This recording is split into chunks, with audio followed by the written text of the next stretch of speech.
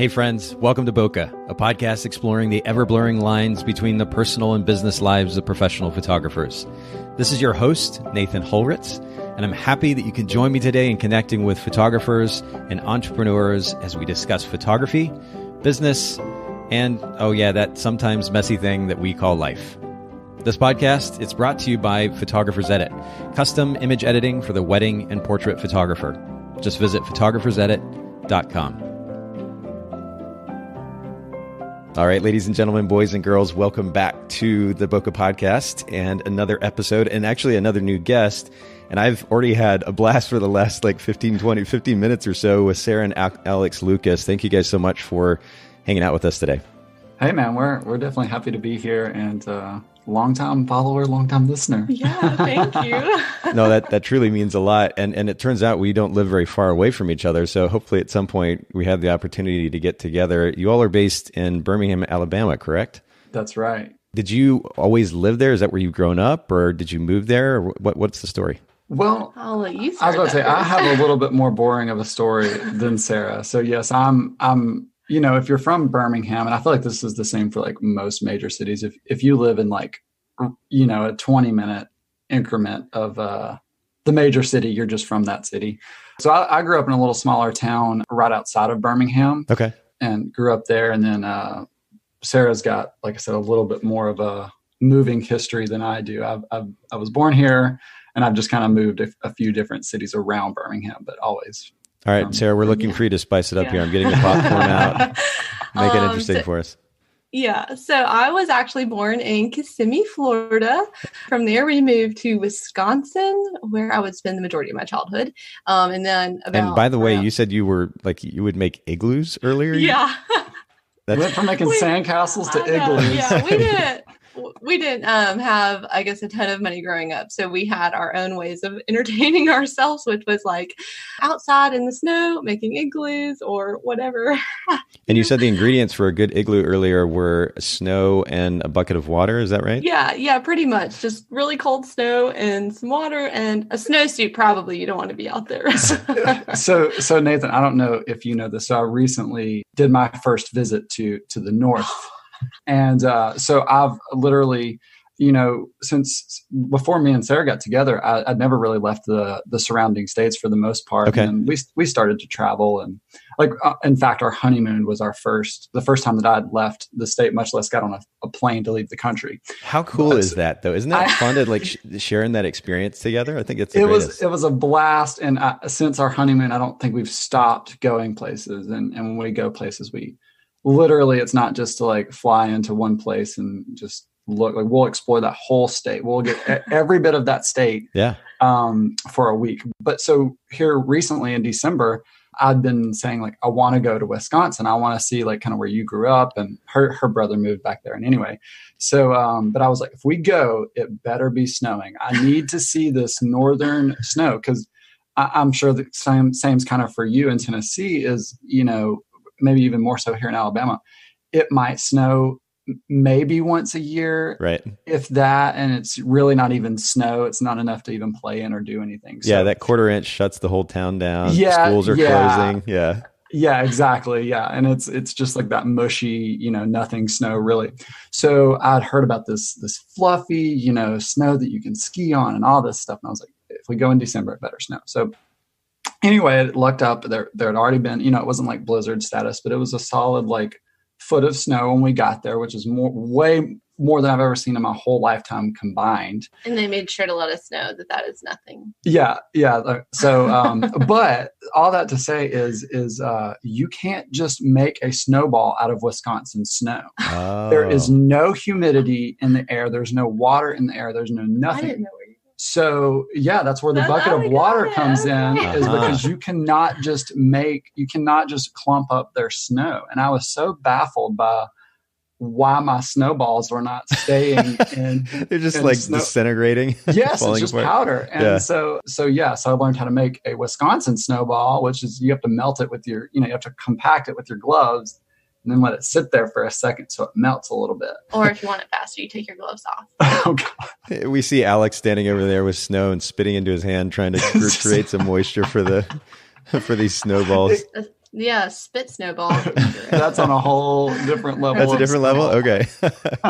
You're based in Birmingham and are wedding photographers, but wedding photographers, as we all know, are, I don't want to say a dime a dozen because that seems kind of harsh, but there's just a lot of wedding photographers and more and more so because of technology and so forth. How do you all set yourself apart? What is the brand position of your business? Or I guess better put, what's the unique selling point? You know, if somebody hears about Alex and Sara Lucas, if like, what would they think about? What's the word that comes to mind or the idea that comes to mind when they hear about you guys? Well, you know, and Sara, feel free to interrupt. We're really good at interrupting each other. So I think when we first started, like our big like selling point and difference was we were a husband and wife team, and our company does photo and video together. So we have another set of our best friends that are their husband and wife as well. They run our video side, but that like dual husband and wife photo video team started out as our big, you know, kind of difference of anybody. Cause you know, just like you were even saying, Nathan, like photographers are a dime a dozen, but I kind of feel like that husband and wife team thing is really popping up. Yeah, I was going to say people are trying to get their hubs to quit and come work for them, which is great. But we're still a dime a dozen, as we are probably the only company in Birmingham, at least anywhere close, that is photo, video, husband and wife teams on both sets. So you have 4 people. But I think now we're kind of approaching an era where we didn't realize, but most of the time now people talk about us when they talk about our work, which is great. It's wonderful. The things that they say are, Alex and Sara are just so nice. I just love them. They did so good on my wedding. And they're amazing people. Alex really likes plants. Oh, yeah. And so it's usually always just snippets of who we are and how we serve them well on the wedding day. Yeah. Sara's really happy is usually also another. Yeah. Yeah. So, you know, it's kind of evolved, like I said, from that, just like, here's the services that we offered. And, you know, there wasn't a lot of husband and wife teams when we started, you know, 6 years ago or whatever it was, much less a husband, like a dual, you know, a husband and wife photo video quattro. Yeah. But now it's kind of evolved to, like I said, not so much as the specific services that we offer, but as like the personality and stuff that we have just even before people are clients. So like, you know, if anybody follows us on Instagram stories, we're constantly on there sharing about, you know, somewhat random things or like my obsession with plants. We've gotten clients that have followed us because they, you know, like my plant stories. And I even have to dial it back a little bit because I'm like, we're photographers, not botanists. But we've had clients that like are people that have found us and like followed our feed because I talk about plants, and then they'll become clients because they feel like they know us, whether that's from our crazy like adventures to Wisconsin and making snowballs or talking about plants. And so honestly, I feel like now more so than just like quality work or husband and wife team or being a photographer or whatever it is, I feel like people connect with our personality, and that's probably what they think of first. Or maybe as Nathan mentioned it earlier, the fiery red hair. Yeah, absolutely. If those of you listening in have not been to Alex and Sara's site, first of all, I'll just go ahead and throw this out there. It's alweddings.llc.com. And then same thing on Instagram, it's AL Weddings. And we'll link to both of these in the show notes. But you got to check out Alex's hair. It is probably the most epic red hair that I've ever seen. I like to think so. You know, I like to think that like Shaun White. That's why I had to lock him down when he was 17. If Sansa Stark was a guy. Oh, yeah, that'd be you. That'd be you. All right. Little Game of Thrones reference there. People that are listening. Well, you know, it's interesting you point out being in Birmingham. What's the population of Birmingham right now? Do you know roughly? Goodness. I'm so bad with like statistics. Well, yeah, I don't know. Google it. Yeah, I'm going to actually try to pull it up here as we're talking. But I'd say it was much bigger. Or it's much bigger now than it was when like Alex and I were in high school. Yeah, so blossoming. Birmingham has a like kind of like a revitalization process that's been happening over the past 10 years, maybe, where, you know, it hasn't always been the best city. It's been, you know, there's always been like nice things to do. And we have some things, but as far as like crime and just certain things, it wasn't the bet. Like you didn't go there to hang out Sure. on a Saturday night for the most part. And I don't really know what the start of that was, but anyway, over the past 10 years, there's been a lot of, just restaurants and parks and just new developments. And I believe it's on like one of the top growing cities in America right now. Yeah. Like it's very fast growing, lots of lofts, lot of city life going back to Birmingham instead of. It's very inspiring to watch a city grow like that. Yeah, Chattanooga's seen a similar revitalization over the last, I'd say, 10 years or so. And actually, speaking of crime rates, I mean, Chattanooga was actually ranked up there with Chicago or even higher than Chicago in violent crime per capita. It's kind of crazy. Yeah. You wouldn't guess it, but it is definitely turned into a different place, at least slowly. And certainly there's been a lot of development, and it's kind of a cool hipster place to go hang out now. But the reason I bring up the smaller market, and I did look at Birmingham, and population looks like it's similar to city proper of Chattanooga, about a couple 100,000 or so. The reason I bring that up is because I had the opportunity as a wedding photographer back in starting in 2001, to be in a small market, a conservative market, a traditional market, and to bring what at the time we were calling contemporary. It's kind of funny to think back on the terminology we were using back then now, but contemporary wedding photography and this kind of what we were also terming at the time journalistic, wedding photojournalism, and bring that from California to Chattanooga. And we had an opportunity to be able to set ourselves apart in a market that wasn't used to this type of product. So when I think about you guys as a kind of a hybrid business that it's offering both photo and cinema, and oh, by the way, two couples as well, you're immediately in a really great place to position yourselves against the so-called competition, or at least to grab a hill and stand on that amidst the other businesses in town and actually stand out. And you speak about your personalities, and I think ultimately, when it comes to marketing, it makes it so much easier to market if we have a clear and distinct brand position. But ultimately, what largely sets us apart, or at least enables us to connect with a client and create a really incredible experience, is our personalities. And I love that at the end of the day that they're pointing to that. And that we have to keep that in mind. As much as it's easy to talk about creating a positive experience for our clients, genuinely making an effort to make a connection that goes beyond just surface level conversation can have a massive impact. Oh yeah. And I definitely agree. And when we've talked or coached or, just whatever, Tuesday together meetings, whatever it may be, like if we give advice on certain things, like we always tell some newer people, it's not always about this gear or just amazing portfolio and epic shots and, all this stuff.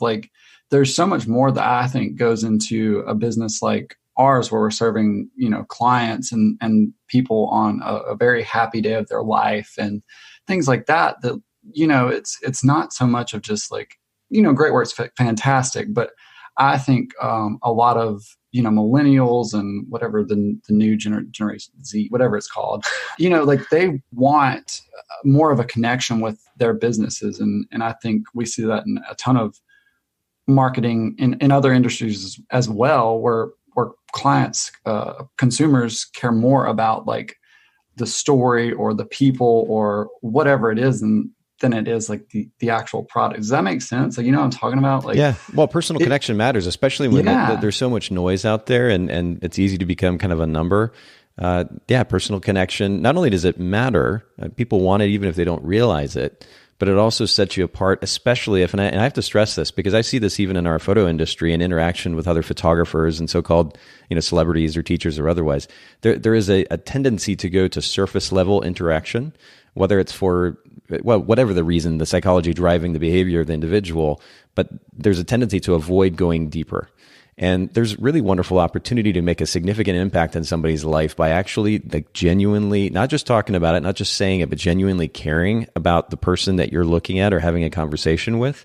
And that will truly translate in a way that maybe you don't even realize in the moment, but it can make a really big impact. And that carries over to our businesses as well. And yeah, it may take a little bit of extra effort and maybe you're a little bit more emotionally drained at the end of the day, but the impact that you're making and the sense of fulfillment that you will ultimately experience as a result of it is well worth the investment and energy. So I think we can't stress that enough. The other thing I do want to point out very quickly before we keep going is, especially for photographers in a small market, just like Sarah and Alex, and your partners are Katie and Alex as well. It gets kind of confusing. I bet, yeah. But the way that you guys have created something that's unique there in a small market, it really puts you in a great position.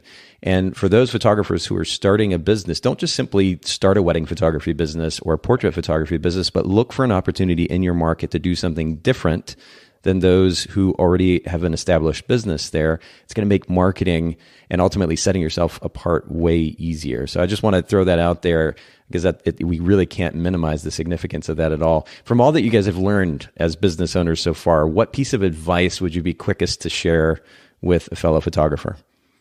Me and Alex we've like talked about this over and over, and I think some of it depends on where they are, but I think no matter where you are, remembering to educate and continue to move forward and to just learn from every possible outlet that you can think of.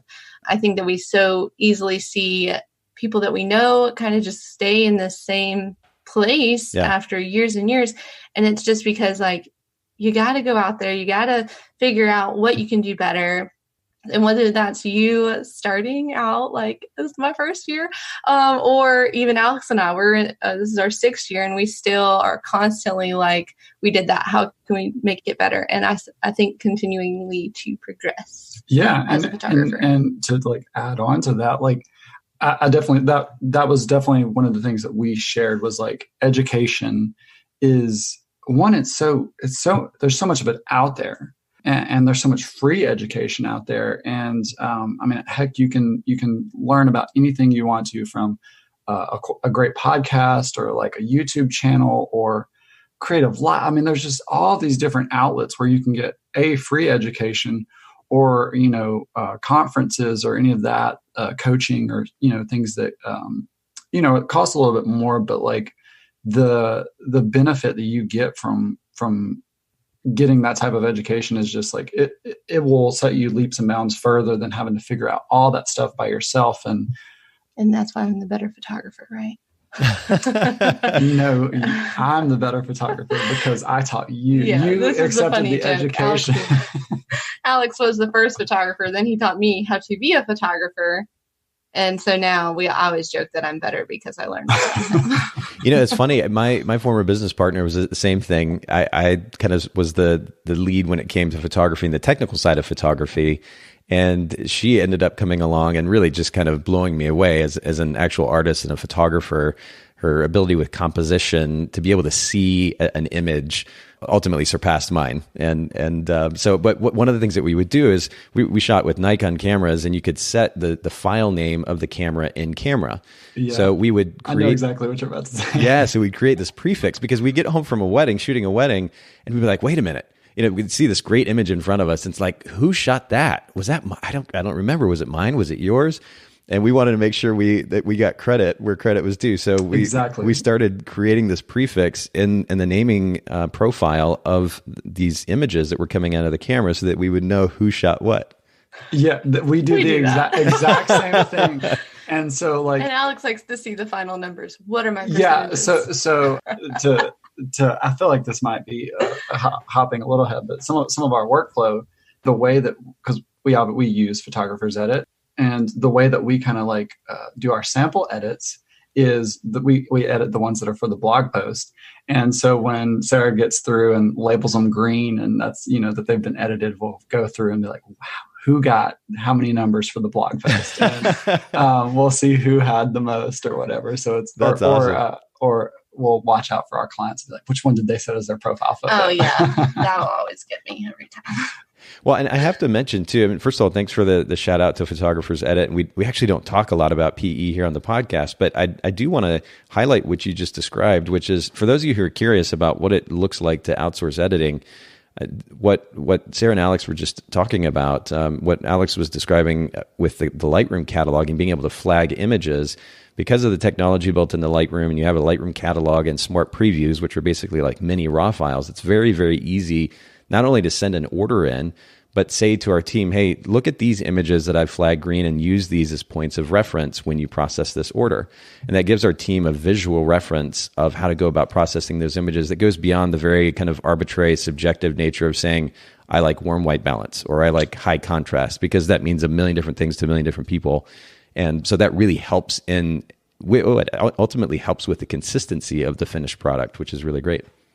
Yeah, I mean, we could probably have a whole hour where we just talk about how much we love Photographer's Edit and how much it's like save time off our life. It really is a quality thing. So like I said, we could sit and talk about that forever, but that I did kind of throw that in there. So well, I do appreciate that. It was definitely not a talking point on the outline. For those of you who are curious, they're like, oh, he totally planned that. No, that was not. That was like literally that's our life. We've used Photographer's Edit forever, but I don't think that's exactly how we met. But yeah, like we love Photographer's Edit. So well, I truly appreciate that. Really do. And actually, it's a good segue into my next question, though, which is about time. I mean, you mentioned how much time Photographer's Edit saves you, but are there other tips, techniques, workflow tricks that you utilize to create time for yourselves? You have a 3-year-old son, time for family in your lives that enable you to kind of get away from the computer and do more than just work? Yes. Oh yeah. Like, we have like a 2-part thing because Alex and I are very different. Opposites attract would definitely describe us very well. So I'm kind of the main one because, as a lot of people know, especially anybody that's solo team, it's hard to have 2 people doing like the same thing. So it'd be almost impossible for Alex and I to both edit, because chances are like the edits would just end up being a little different. So I'm actually the main caller and the main editor with our work. And so I actually just structure my workflow to be like, those are my must-have things. And Photographer's Edit really does, like, it is part of that. Like, I know a Monday after a wedding, I have to cull. And on Tuesday, I have to do my sample edits and submit for my orders to be due by Wednesday. I am so brutal on myself, but that allows me. Brutal in what way? Explain. So I'll set the scene. Okay. It'll be like a Monday. Okay. Maybe, heck, even if we had like we just recently had a double wedding weekend. And I was like, babe, maybe we should just like, relax and like take the Monday off. And no, Sarah's like, I got to get my order in. I got to order due. I got to get a blog out. Like, she's very, which is fantastic. Like, I'm not saying that to pick on her. It's fantastic. So Sarah has this like very hyper-focused, redundant workflow that she does for every wedding client for the most part. And so like she sticks to it to a T so she can have flexibility either later in the day or later in the week. Yeah. Cause I was about to say, it's not like I'm doing this thing all day. Like, we have 5 hours before our son gets out of his daycare, quote unquote program. So, but it only takes me an hour to call. And so on Mondays, that's impressive. She's fast. Yeah. Can I plug that one too? But yeah, it only takes me an hour to call. And so I still have time for other client stuff. And usually I'll sometimes continue to edit on Monday if I can. Then on Tuesday, I do my sample edits. That takes me about an hour. And so I only have 2 hours into my clients. I send it off to Photographer's Edit and I'm done. But by Tuesday afternoon, I'm done with the wedding. Blogs up, and then, social media schedule. And then they give me my photos back by Friday. I deliver it, and the client's like, wow, you're so fast. I'm like, I did not put that much time into it. But that's just because like we have this structured workflow. And so I am like I know if I don't do that, like I won't have time for friends in the evening. I won't have time for my child in the afternoon. Like, that's why I just get really, really crazy. And then also that means on Wednesday, Thursday, and Friday, if I want to sleep in, I can sleep in. Yeah. Because I like to sleep. That's brilliant, though. I mean, that's, and we say this and it almost sounds cliche, but if we started a business to be our own boss and to actually have a flexible schedule, and if we're not creating a lifestyle and a business model ultimately that supports that proactively, like we're actually intentionally creating that, then it can very easily run our lives. But this is a great example of how you've created a workflow for yourself that actually encourages that free time.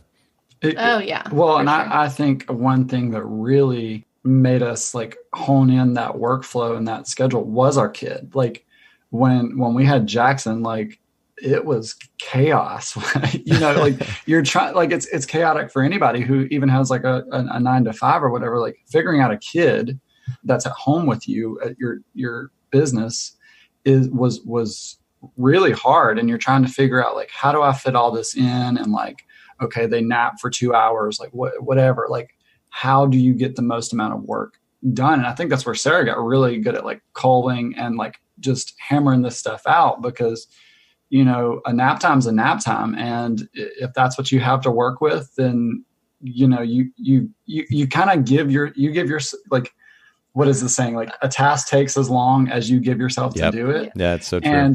And you know, that is 100% true in our household. Like, I'll preach to my friends that don't have kids. I'm like, look, like, I know that you do have 12 hours in the day before you need to sleep again, because we like to sleep 12 hours. Right? No, but you have all that time, even without a kid. And really, like, after we had Jax, I was like, we didn't spend enough of our lives with just me and you living. Like, when we started Ale Weddings, it was Ale Weddings all the time. All the time. We didn't socialize. We didn't do anything. We had Jax. And now, honestly, I probably hang out with my friends more now than I did before he was born, because I just was like, well, we figured out that structure all the time. Yeah, we figured out that structure and that workflow, which really lended into our like personal life and everything. So that like chaos of, 6 months or whatever until we kind of like got our life figured out with the kid and the business and all that, it really lended to help ourselves later on when all of that stuff kind of got on autopilot and it was easy to do.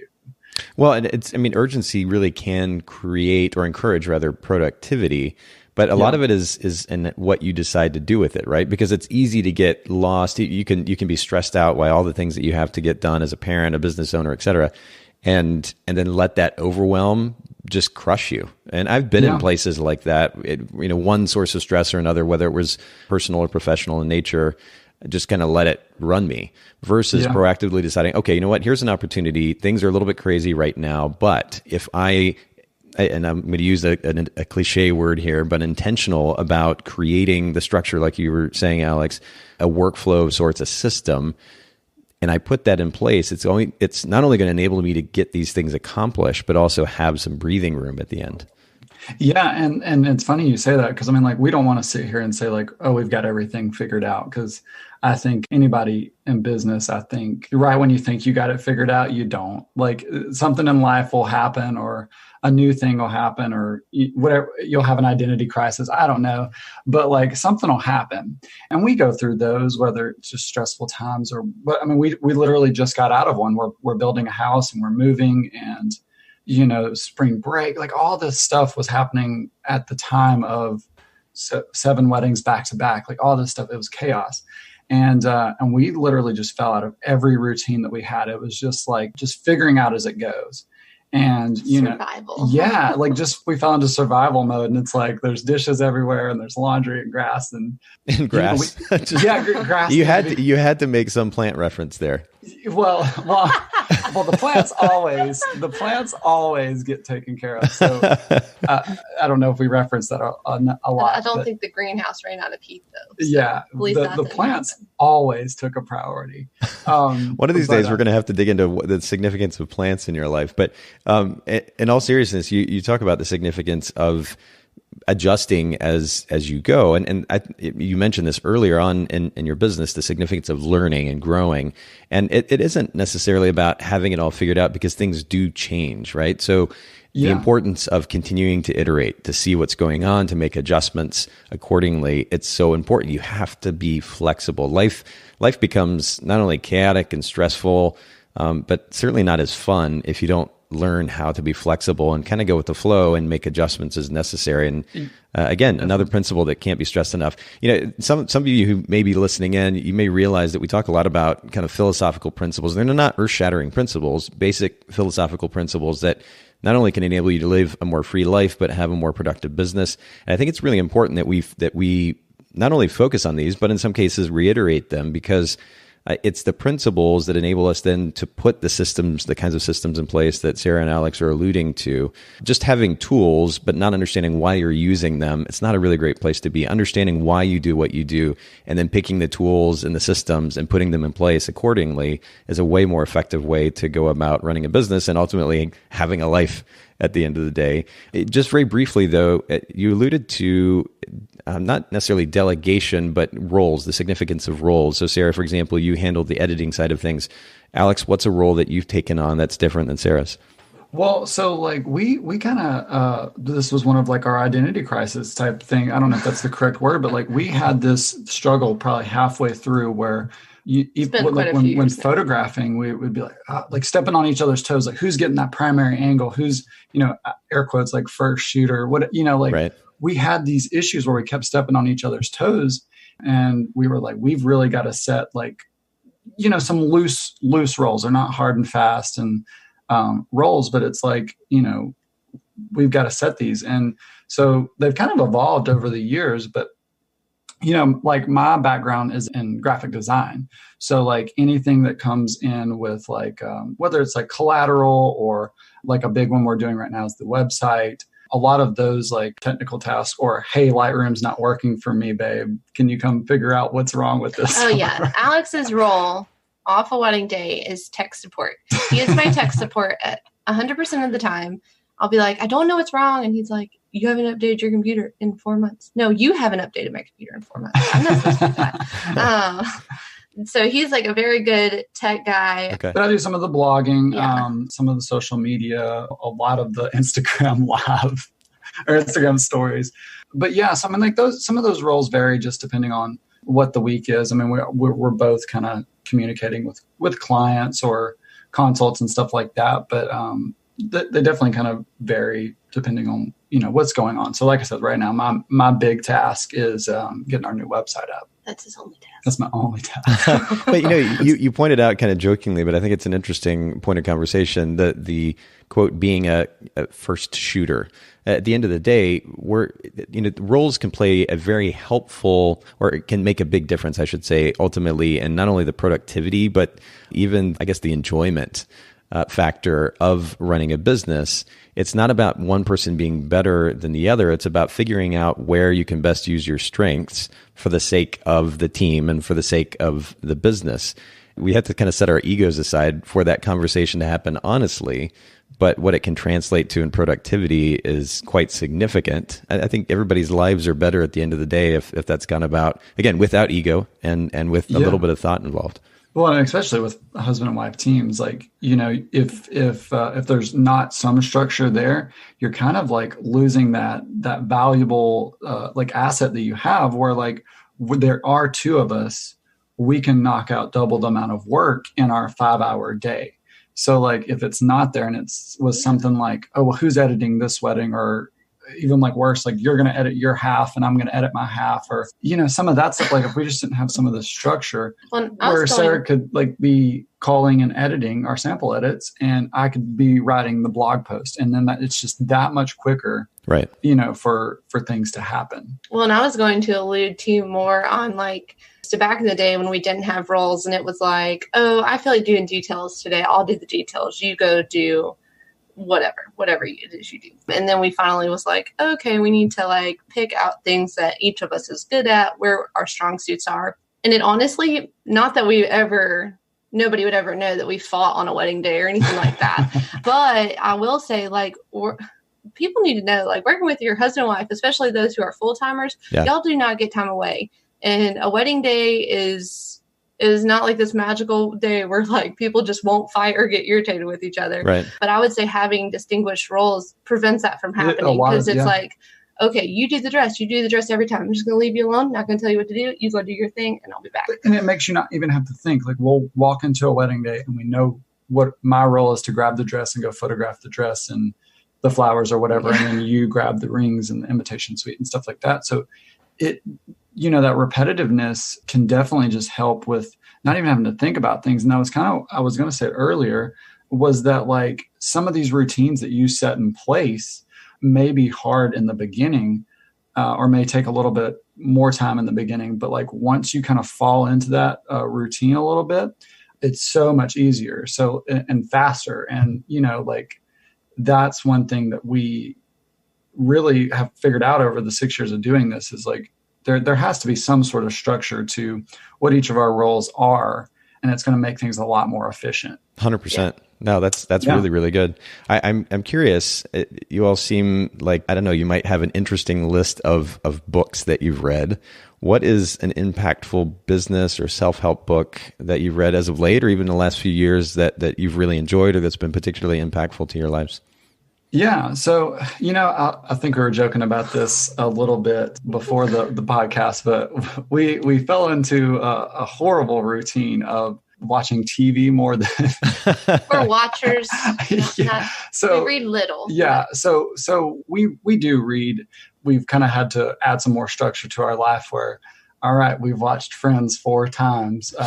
Let's cut out one episode a night and let's read for 30 minutes or something. So, yeah. So we've had to really help ourselves there and make time for educating ourselves. But I think we both kind of share the some very impactful books, but I feel like we have two. And so like, one for me is The Miracle Morning. And like, that was kind of where we're going, like with the different routines. The Miracle Morning, for those of you are you familiar with The Miracle Morning? I think I've maybe briefly heard of it before, but okay. I'm also particularly curious now because you have Sara laughing in the background. So I'll explain. Okay. So, a paragraph in the book, they say, even for morning people, this will work. Yeah. So it's all about starting your day off in a very like, structured and like specific way, like, the book is very detailed and he goes into having this very elaborate morning routine. But the idea is to take, just some parts of your morning and have a structure to it. And, I feel like most people, especially with a kid, you wake up when your kid's either crying or when it's 30 minutes before school and it's just rush to get out the door. Yeah. And he says basically that this will help like your overall life. It will help you be better in business. Like doing this basically will just overhaul your whole. So, but that's kind of how he starts the book, is that most people wake up when they literally have to, and to get the task done, and then, to make it on time to work or whatever. And that they don't really start their morning off in a calm manner or in an easy manner. So the first thing that he kind of really starts to talk about is like, all right, if you need to be at work at 9, don't get up at 8:30 and just rush out the door and grab a Pop-Tart, and get up early, have some time for yourself and, read or, whatever it may be, just like having some intentional time in the morning to meditate or read your Bible, whatever it is that you do, and just not like start it off on a calmer note. Yeah. And the most of the premise is getting up earlier than what you would typically. And so that's why Sara's laughing, is because I tried it. It lasted literally a week. I was like, I believe in it. I think it might be good, but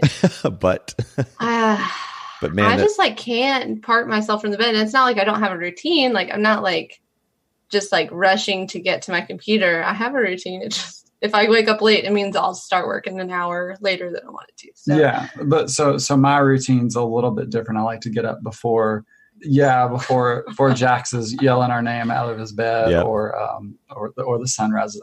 I like to get up and I like to make my coffee, and like here recently I have Alexa tell me the news and just like kind of start that day off and, check out some of the plants or just whatever's going on. And I ease into walking into my office to work. Okay. So it's not just like this super process where I get out of bed, grab a Pop-Tart, and I'm eating breakfast and drinking my coffee while I'm starting to work. There is, it's such a simple idea, but the idea of not rushing in and of itself, it's amazing how it can minimize stress. Like in 2019, first world American culture, we have it made in so many different ways. And yet, despite that, we create stress for ourselves. And one of the ways that we do that is to just kind of cram things in. We don't plan proactively or intentionally.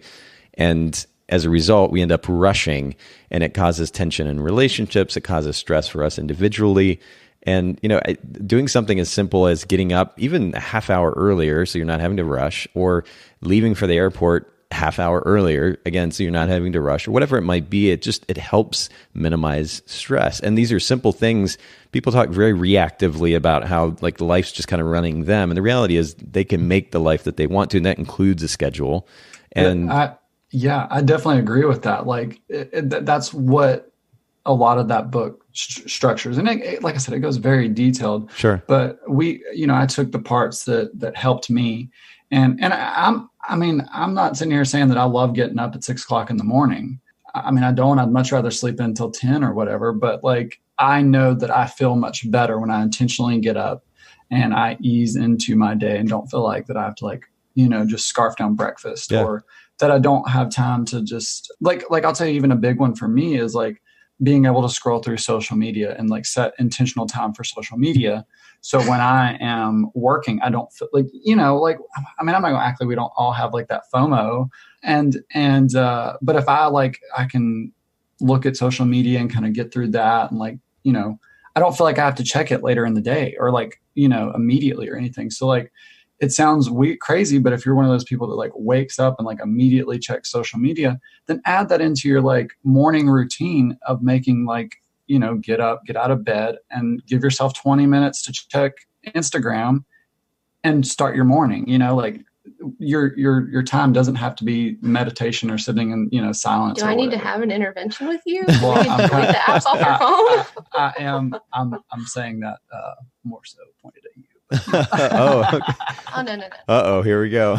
But no, I mean, like I'm picking at Sarah, but I definitely have that. Like I find a lot in that structure. Yeah. In my morning. And again, it's very proactive in nature, right? So it's easy to I don't know if react is actually the correct term here, but we have that Instagram app on our phone, and it is easy to just go to that habitually and end up spending a bunch of time there, and then the day or even the next hour or two, whatever, it gets away from us, and then we aren't productive, and then we're stressed because we're rushed because we have to get this thing done, or we feel bad because we didn't get enough done in the day, or whatever it might be. Again, you can be intentional, as Alex was just describing, set aside a segment of time for that, and then put it away, and then go get the thing done, or the things done that you need to, and that'll help minimize stress. You're still productive, and you're still getting to do what you want to do. It's kind of best of all worlds. You're starting that work day off on the best foot that you can. Yeah. So, and I have to jump in here really quick because we're actually, I want to make sure I respect everybody's time, including you all's. I know that you have things to do as well, but I love the conversation. I love the free flowing conversation, but we're going to come up on a pretty loaded topic here on posing here in just a second, but you mentioned a second book. Can you mention that second book so we can also link to that in the show notes? Yeah. Total Money Makeover, I think, just helped us as a business and a couple, again, like kind of have like intentional ways to where to put our money, what to do with our money. And I think that's a good foundation for a new business of someone who's trying to figure out how to go to full time. And, there's so much to figure out. And I think, in all honesty, money plays a huge factor in that. You can't go full time and pay your mortgage if you don't have money. So I think Total Money Makeover was just a good thing to kind of start to follow. And I think for anybody, like I said, getting started, it's a great read. And it's an easy read too. Yeah, and we'll link to that in the show notes as well. And again, a lot of that book is driven by the philosophical principle of being intentional, or being proactive is another word that we use here a lot on the podcast, but it's that idea of deciding what you want and then creating the system, the structure that enables you to have what you want. And you can do so intelligently. And Dave Ramsey's book, Total Money Makeover, we'll link to that in the show notes. That's a good point of reference if you're looking for a better way to manage your finances, as well as Miracle Morning, how to get started in the morning, even if it's a little bit later, Sarah. There are ways that you can take advantage of that morning and have a good start to your day. So we'll link to that in the show notes as well. By the way, bokehpodcast.com, for those of you listening in, take advantage. The resources there are pretty incredible. Haley's putting together an even more detailed show notes section. So make sure you go take a look at that. And these resources we've talked about today will be there in the show notes. Let's go ahead and actually just skip directly to our conversation today about posing, because this is a big, big topic. And I know that you all have a lot to share around this. And for anyone who's been a photographer, I shot weddings for over 10 years, engagement sessions, a portrait session here and there. And one of the scenarios you certainly don't want to end up in is to be standing there, particularly in front of a couple, and you need to photograph a session and you just can't come up with the next pose, either because you've been photographing like crazy and you're just totally burnt out and you're like, I'm doing the same thing all the time. Or you just had a blank because you didn't get enough sleep last night and you don't know where to go next in that posing workflow. And so I'd really like to be able to have you all share today with our listeners how they can better approach posing and do so in a pretty efficient, pretty simple way. Before you do, though, I'd like to go to the philosophy and kind of go a little bit deeper. Can you help our listeners understand how to better set the tone, the right atmosphere for couples to make the posing go even more smoothly?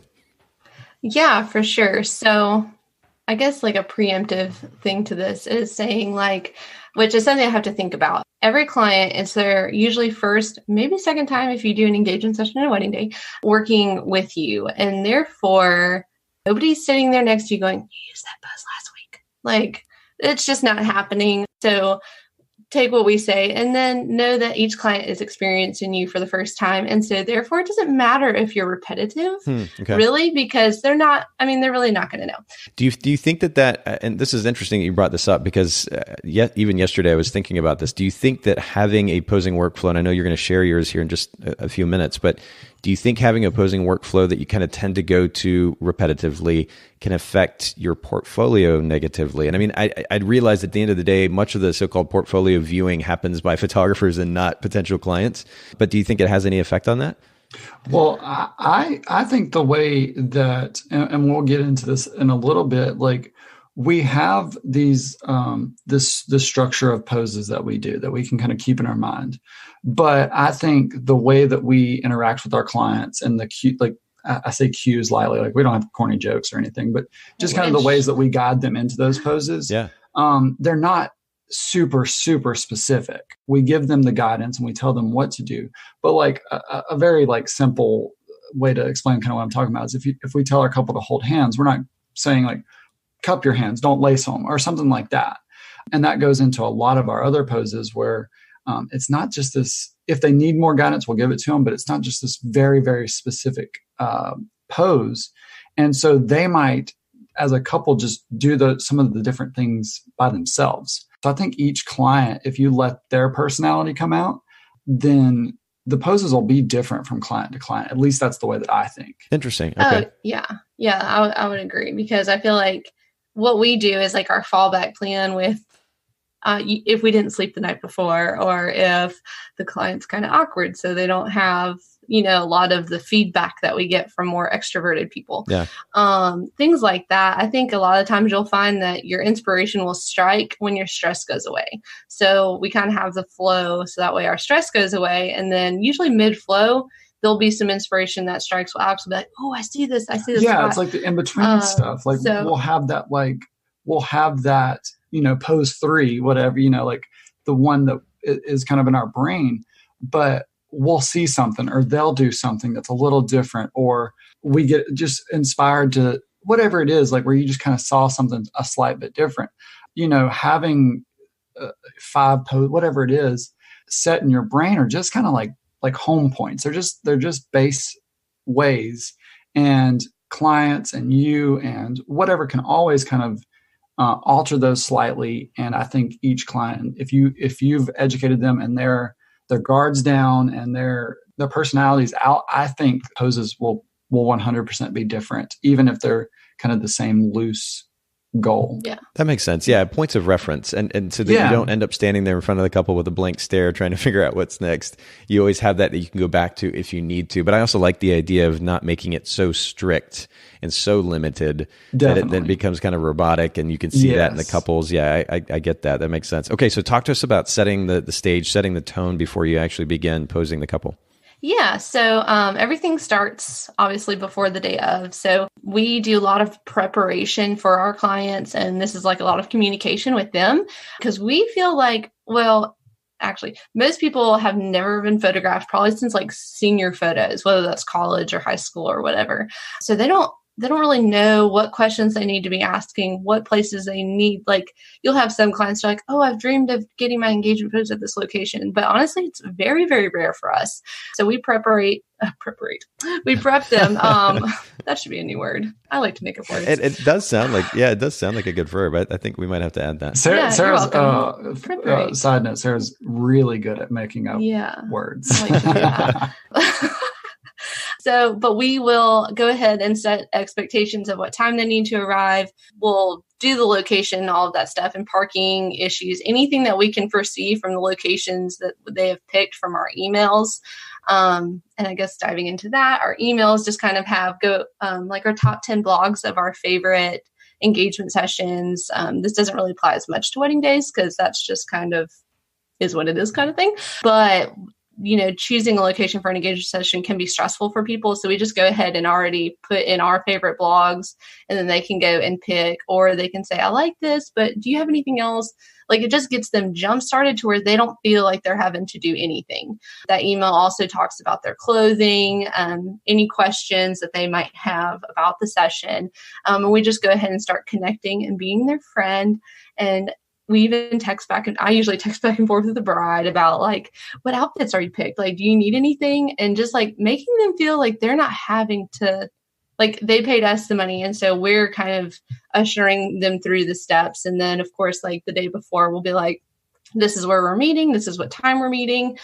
We have a place in Birmingham, notorious, called Railroad Park. If there's any people from Birmingham listening, and no joke, there's never parking. Never. So if we ever start there, or if we're heading over there, I'll say like, we need to leave like 15 minutes before we even need to start talking about maybe going to shoot. So we always tell people to arrive early if we know there's going to be issues. And I think that just like leaves them at ease. It makes us look, because we are the professionals, and so they don't feel like they're having to think of anything. We're experienced. And so like just having that education for them readily available. And most of it's easy. Just like I said, we've put in a little bit of time to make a templated email that, we will cater to them a little bit, but for the most part, it's a templated email that we send out. And it goes over all these things of like why sunset time is important and how long their session is. And some of those things, like you see people in a lot of these groups complaining about their clients showing up late or not dressed appropriately or whatever. And I think a lot of that does come down to you haven't set those expectations for those clients to know like, hey, we have an hour and a half to 2 hours of this perfect light. Like if you're wanting this beautiful light that you see on my website, this is the time that we have to get it. Or if you're wanting 2 outfits, if you're late, we're not going to be able to do, like not using that harsh of language, but like, just setting those expectations for them. So they know like, guys, babe, we got to be on time. We got to be here on time. Yeah. Sarah told me that this traffic's kind of bad, so we're going to leave a little early. Any of this stuff, like, there's the worst thing is getting a couple who's been fighting in the car, probably on the way because of traffic. And I told you so. Yep. And you get to them and they're like, you can tell you're like, okay, there's going to be a lot of buttering. And even there, I mean, it seems like a simple approach to conversation with them. When you talk about the significance of managing expectations. And again, this is another principle that cannot be stressed enough. Communication is at the root of a good relationship, including a relationship with our clients. And so much of the experience, creating a positive experience, is about managing expectations proactively. So I think this is really great. But even to minimize the possibility of running into traffic and then that adding to stress, as you're describing, Sarah, might be even just having the client show up 15 or 20 minutes earlier than they actually need to be there, because that many clients are probably going to be late anyway, right? Yeah, I mean, like coming from work or hair and makeup, or part of the thing we were talking about in Birmingham earlier is like a lot of our roads are being reconstructed right now. So it's just knowing that type of stuff and knowing some of these locations that they pick. We've been there, we've done that. We know that prom's going on right now. Like we might need to, pick a different location because this is a notorious spot for people to come and shoot prom photo. Like we just dealt with that. And we always have a 30-minute buffer, which is also good to know. I just thought of that as you were saying that. So we tell the client the session is 90 minutes, but we told them to show up 2 hours before sunset. And that's because if they arrive late, I can for sure look her in the eye and be like, girl, we're fine. We're good. It's good. Or we can over deliver. If they arrive on time and they're cool to keep shooting, well, then they just got free 30 minutes. You throw in that like, oh, are you guys cool if you get like bonus time? And then they're like, oh my gosh, our photographers are amazing. They're giving us free 30 minutes. Yeah. When really we've, as long as they're on time, we've structured that. So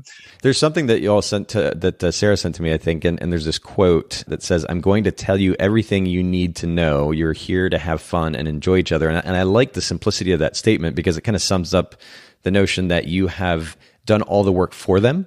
And you have effectively managed the expectations. They know what they need to do. And then they get to just be there and hang out together and you can photograph them. Yeah. And that's literally, that's kind of one of my roles. Intro spiel. Yeah. is that intro spiel for every client. It's the same exact thing of 1, 2, 3, go. Yeah. Letting them know that they have, nothing's really expected of them. They got here on time. That was what was expected of them. Now, like I literally joke, I said, you guys paid me, let me work and show you guys what to do.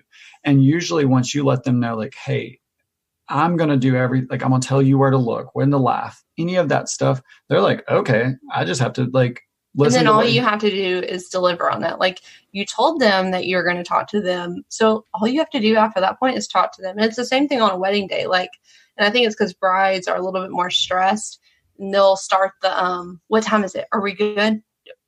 Do I need to be doing something right now? Like what's going on? And literally the line that you can give them that usually makes them simmer down is just going like, hey girl, like I got the timeline. You don't even need to stress. I will let you know. You're not supposed to be worrying about this. We got it. And then I'll just keep that in mind and I'll just keep telling her throughout the day, like, you're good. We're so good. And we literally this weekend, we were an hour behind. And the bride at the end of the night, she said, the best decision I made was in hiring you guys. Like we were so late earlier and you didn't even make me feel stressed about it. And I think that speaks volumes about like, you can have this facade, but giving them like that great experience, being able to get those joyful photos is not letting them stress about it, letting yourself stress about it. If there's stress or any kind of thing hanging over them, it's really hard to break that down and to get these joyful photos that if you look at our style and our website, that's what we're all about. Like we do some of the somber stuff, but like we're all about joyful and smiling and laughing and it being, portrayed as the happiest day of your life. And that's actually a good segue really into, you talked about the significance of managing expectations leading up to the shoot. Talk to us about maintaining a really upbeat vibe at the shoot as you're getting ready to shoot, to really set the tone so that they're feeling comfortable. You were alluding earlier, Alex, to also the significance of communication with the client or the clients, particularly in front of you in the camera. Talk to us a little bit about using the techniques, the tips that you use to set the right tone there during the shoot. Yeah. So our secret way of keeping. You talk about plants, don't you? We talk about plants. Yep. No, we have Red Bulls. So like, that's like a part of our routine of like getting our energy up. You're totally serious. I'm 100% serious. That's hilarious. Every one of our routines is having a Red Bull, and we have a kid, so it kind of drains us. And we keep a 12-pack at home. Of Red Bull and beer. Both of them. We have an upper and a downer for when we go. But yeah, like I said that jokingly, but in all sincerity, we do.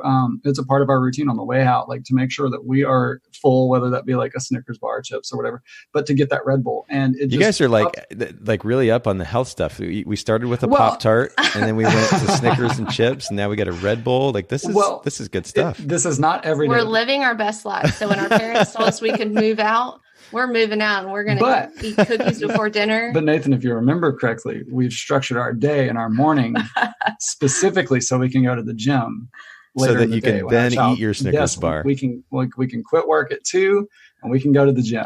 So to fix that Red Bull and Pop-Tart. But it does sound kind of unhealthy, but it is just for that.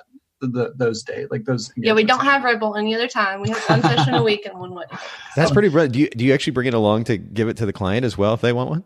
We probably should do that. But in all honesty, I feel like that does just kind of help our energy and stuff like that works for us. I know that it could give people jitters or whatever, but that really does. I'm dead serious. That kind of helps us. Jitters. Drink half a Red Bull. Yeah, it helps us just bring just a little bit more energy and whatever. But that really does setting that tone. I have a tendency, and I think to my detriment at times, of playing off somebody else's energy. But the reality is, I think a lot of humans are the same way. If you set the tone, which is upbeat and positive and engaged and interested and caring and kind and complimentary, we're going to talk about the importance of communicating with the client as you photograph them. That really it really truly sets a tone for a great session. This may not even be a model client in one way or another, but if you're setting a really positive tone and you get real emotion because they're relaxed and they're having fun, it makes all the difference in the world in the images. It really does. And so we have to bring that with our style and what we want to achieve. We have to bring that even extra bit of energy. And Sarah even brings more than I do. And not everybody, way more than you do. Yeah, like not everybody has to be at like a 10. Sure. If y'all watch us on Instagram and see like some behind the scenes, and Sarah's like singing, oh my gosh, and like, really high pitch. Like not everybody has to do that to get these like really emotive photos that we get, or really energetic photos. But I think it plays a huge factor in us matching and or exceeding the energy that we're asking them to give us. Okay. So we bring that a lot and encourage and just are always upbeat and positive during that posing process. And I think that really lets our clients, like, we're not lying to them, but if we're like, constantly just building their confidence and telling them they're doing it fantastic, when they are, we're giving them the guidance, but that takes a lot of energy, like we have to feed them and feed them and feed them. And literally when we're done with engagement sessions, like on the way home, like, or wedding days, even more so, but engagement sessions, just an hour and a half to 2 hours, we don't talk to each other on the way home. Like we are out of energy. We have used every bit of it to get this outcome for our clients. Yeah. And I think like we talked about this last night. I've only met one person that actually exceeded my energy, and I was unable to exceed hers. But I think like, obviously there's like super quiet people. And if I come in at a 10, they'll probably take more offense to that. Like it'll make them stress more than I'm so high above them. What's up with this girl? But yeah, so I'll limit back a little bit on that. But on like a majority of extroverts, if you give them if most of them I would say are like 7s. And so if I give them a 10, they can quickly jump to a 10 with me.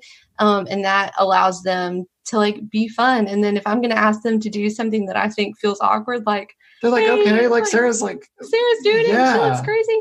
I'll just kind of do that. And if I'm ever like having an internal battle, because I feel like sometimes people think that they can't show this facade in front of the client, I'll even give them like a thing. Like, I have this thing in my mind. I think it's going to look good, but I'm just going to try it and see. And I feel like any negative thing that I'm going to say is going to be negative on me, not on them. So I'm telling them that I haven't tried it before. I'm going to try it with them. It's not them that does it wrong. It would be me that does it wrong.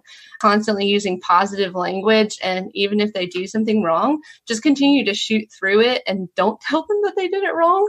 And then try to say it in a different way to make them do it right. Yeah. Cause I think that shutter click, really does kind of feed into their, oh my gosh, I'm doing this right. Yeah. Yeah. And so like, we're not just like hammering it or anything like that. Like you're not just like, 6 frames a second or whatever, but like we're constantly talking to them. We're constantly feeding them. We're constantly encouraging them and letting them know that they're doing this right. And keeping that shutter going, and they'll respond to that. If it's just dead silence and it's like, that's fantastic, you did good. Like they're not going to feel that that's really accurate, Yeah. Well, and not only that, but I was alluding to this idea earlier of the way that we engage with people in conversation, but I think it carries over to photographing a couple or a client as well. The compliments that we give them. I mean, carrying an energy in and of itself can be impactful, but then the compliments that we are giving to the client, if they are genuine, if we actually mean what we're saying, that can also carry over too, and the way that they are feeling. And you're right, Alex. I mean, if they hear that shutter clicking, if things go silent, if the camera's not taking a picture and you're not talking, weird. It's awkward. It's awkward. You talk about creating a really difficult situation for the client, especially for somebody who's never been in front of the camera before. So that effort, the consistent effort at engaging them, even when you're behind the camera, guiding them as necessary, complimenting them consistently, it's really, really important. But let's actually get to the posing. What does this posing workflow look like? I mean, we've set the expectations, we've set the tone. Yep. I want to make it really tangible for our listeners, help them understand how they can go about, especially for new photographers, but even for photographers who've been doing it for a little while. They may need an actual flow. They just kind of haphazardly pick this thing and that thing when they work with their couples. What's a really great, easy workflow that they can use when it comes to posing the couples in front of their camera? So I totally don't know if this is a coined term by anybody else, but we call it like a posing circle. So if you picture a circle and your client is in the middle of it, is kind of, I guess, how they rotate around that. So basically, I'll set this for Sarah, but basically, if it's this circle, if you're imagining a circle and like their feet are, kind of like arms on a clock, they rotate around that circle.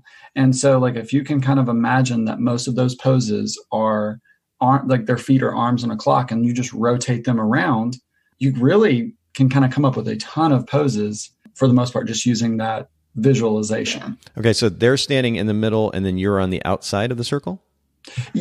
Yeah, like they're the circle. It'd probably be easier with a diagram or something. But yeah, so like if like for instance, just that traditional like regular shot, like we call it like the V pose, where your arms are just around each other.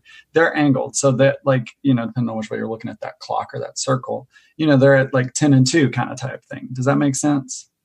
Okay, 10 and 2. Okay, so their bodies are at 10 and 2. Yeah. Okay. Yeah, with their shoulders still kind of being connected there in the center.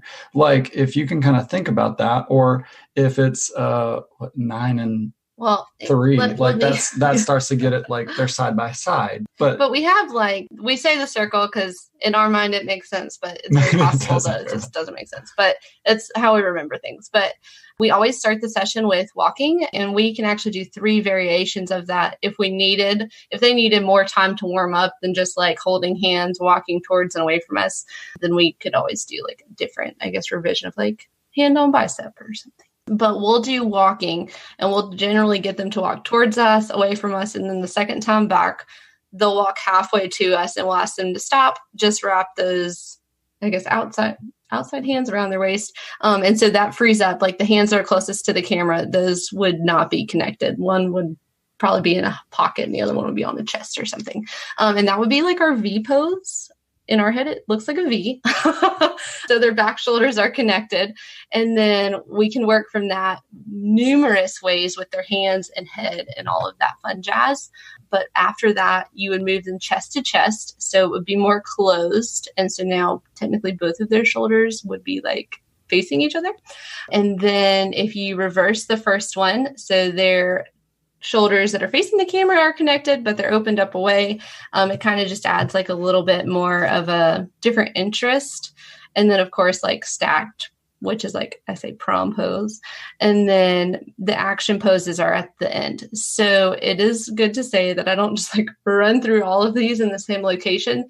But if I needed time to think, and I was like nervous, but I knew I had good light here, and I was just trying to like figure out how to get them more like loosened up, I could just run through these, and it would probably take like 10 minutes probably just to run through them all. But yeah, and I think us knowing, and Nathan, I don't know if there's a way that we can, we have this all in a PDF that we can either link or we can get this to people because it's obviously more of a visual thing on some of these poses. But yeah, absolutely. Actually, Sara sent me a copy of that PDF, so I've got that, and we'll make sure to link to this in the show notes for those of you who are curious. Think a lot of that will help people kind of visualize this because posing is very visual. But I think having these, this set of poses helps us maximize like our time. We've talked about this through the whole process of this podcast, whether it's how we get up in the morning or any of that. If you have this structure, then you can shoot a whole engagement session in 20 minutes if you needed to. Easily.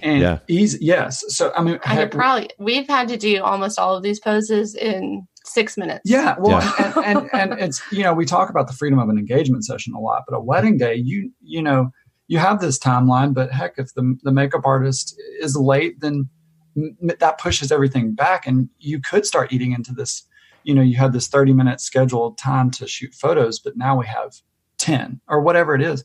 So that does happen where you do have to do that all in 10 minutes. So having this like at least just 2 to 3 of just whatever it may be of this set that you can just hammer out if you need to really does make things easy. And on an engagement session, we're building this as it's almost a second date. We've met them, for the consult and stuff, but like now we're really trying to get to know them. So by the time the wedding day comes, it's just our old pals, Alex and Sara. Yeah. They know us. They know that, they've seen the photos. It's just easy. They don't have a care in the world when it comes to the photo. Like they know that we're going to deliver. So they're not stressed about like pulling up Pinterest photos or something. Like they know that Alex and Sara are going to get what they want. And having like this organized, efficient layout. Like if I needed to, I probably would skip walking if I had 6 minutes, and I would just do V pose, just reverse, stacked. They would leave their wedding day probably have more variation than some other people. Like it just makes it to where when you do move them, the moves are very quick versus like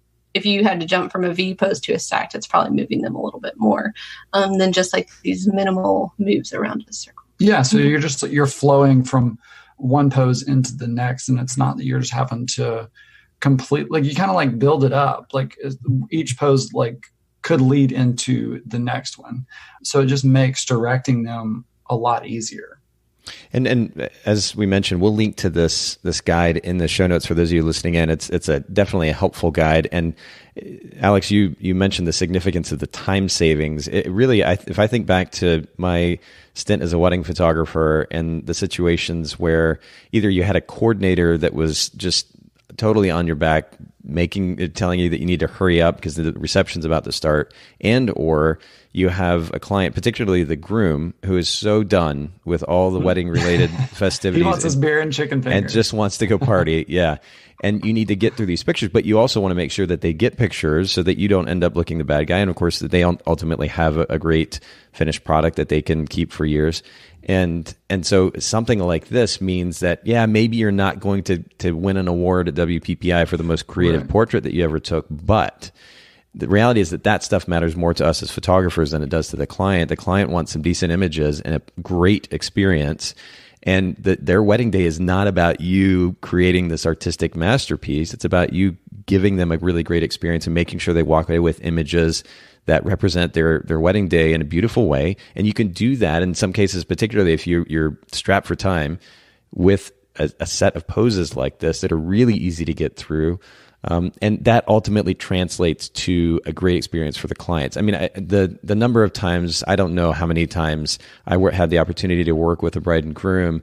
And when I said, I'm done, or we're done, it's time to get to the reception, or we're done here, maybe with the engagement session, the look of kind of surprise and yet kind of a level of being impressed, for lack of a better word. I don't know why the word escaped me there, but they were just so astonished, but in yet the most positive way, that not only did we get their pictures, but we did it so quickly and it was so painless, and they're able to now go party. It's really, really great. And that can potentially set up an opportunity, as was alluded to earlier, for, maybe an extra few minutes. If you do have some extra time, hey, do you want to go spend a little bit of time getting this thing? Or something that I used to do as a photographer was I had a Russian panoramic camera, and I'd spend a little bit of extra time and get a picture or portrait of the couple that we would then have printed on textured fine art paper and mounted and give to them.